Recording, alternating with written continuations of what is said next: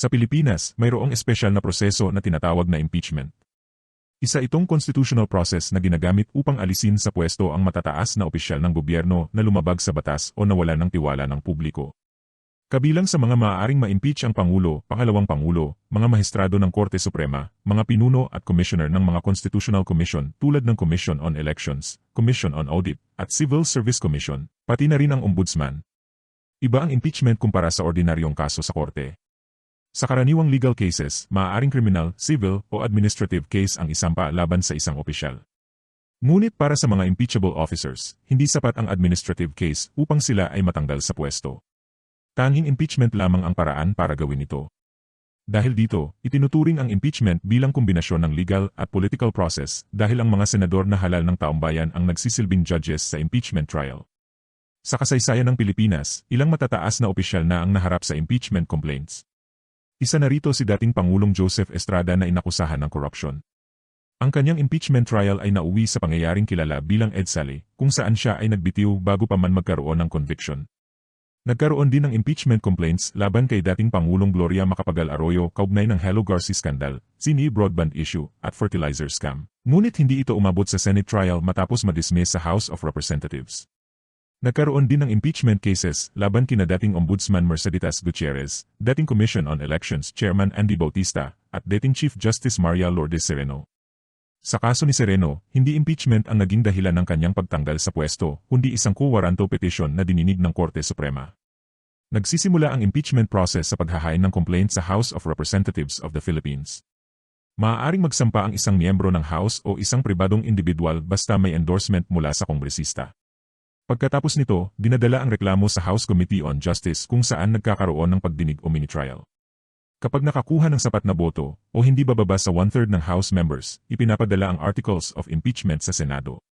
Sa Senado naman ginaganap ang impeachment trial kung saan ang mga senador ang nagsisilbing judges.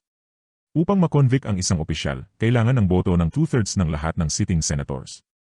Kung kumpleto ang Senado na may 24 senators, kinakailangan ng 16 votes para sa conviction.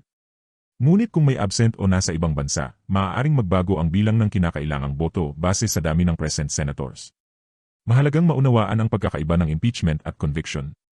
Ang impeachment ay nangangahulugan lamang na inaprubahan ng House of Representatives of the Philippines ang reklamo at ipinadala ito sa Senado.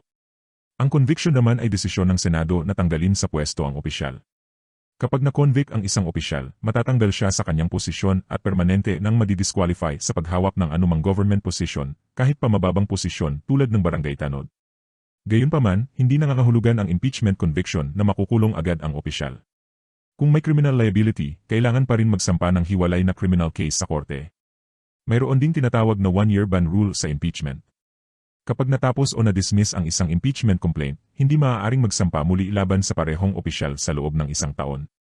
Ito ang isa sa mga naging issue sa mga naunang reklamo laban kay Vice President Sara Duterte dahil may mga complaint na naapektuhan ng adjournment ng session at technical rules. Sa kasalukuyang impeachment complaint laban kay Vice President Sara Duterte, sinasabing nasunod na ang 1-year ban rule kaya nakapagpatuloy ang proseso papuntang Senado. Ayon sa saligang batas, may ilang grounds para sa impeachment. Kabilang dito ang treason o pagtataksil sa bayan, bribery o panunuhol, graft and corruption, betrayal of public trust, culpable violation of the Constitution, at iba pang matitinding krimen tulad ng murder, rebellion, at coup d'etat. Sa kaso ni Vice President Sara Duterte, pangunahing sentro ng usapin ang betrayal of public trust. Kabilang sa mga aligasyon laban sa kanya ang grave threats laban kay Pangulong Bongbong Marcos, umano'y maling paggamit ng confidential funds, aligasyon ng bribery, at umano'y unexplained wealth kabilang ang mga ari-arian ng kanyang pamilya. Ipinaliwanag din na ang betrayal of public trust ay hindi lamang simpleng paglabag sa batas. Tumutukoy ito sa mga kilos na nagdudulot ng pagkawala ng tiwala ng publiko sa isang opisyal ng gobyerno. Patuloy ding pinag-uusapan ang ilang legal questions kaugnay ng impeachment process, lalo na kung paano bibilangin ang boto ng mga senador kapag may mga nasa ibang bansa o absent sa pagdinig. Sa kabuuan, ipinapakita ng impeachment process kung paano pinapanagot ang matataas na opisyal ng gobyerno sa ilalim ng konstitusyon. Isa itong mahalagang mekanismo upang mapanatili ang accountability at tiwala ng publiko sa pamahalaan habang pinapakita rin ang pagsasama ng batas at politika sa proseso ng pamamahala sa bansa.